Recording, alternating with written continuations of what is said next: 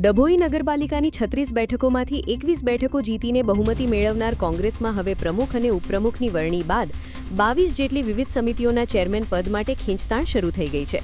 ખાસ કરીને કારોબારી, ટાઉન પ્લાનિંગ અને બાંધકામ જેવી મલાઈદાર સમિતિઓ પર સૌની નજર છે.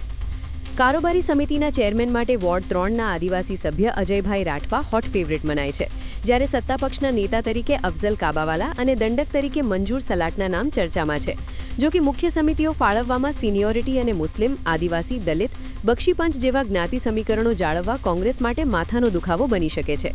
સૂત્રોના જણાવ્યા મુજબ માજી ધારાસભ્ય સિદ્ધાર્થભાઈ પટેલ જાતે જ સમિતિઓની ફાળવણી નક્કી કરી રહ્યા છે, જેથી સભ્યોની નારાજગી ટાળી શકાય. નોંધનીય છે કે 2015માં સ્પષ્ટ બહુમતી હોવા છતાં 2.5 વર્ષમાં જ કોંગ્રેસનું બોર્ડ તૂટી ગયું હતું. આ વખતે પણ હારેલા નેતાઓ જીતેલા સભ્યોની સમિતિઓ નક્કી કરતા હોવાનો ગણગણાટ શરૂ થયો છે.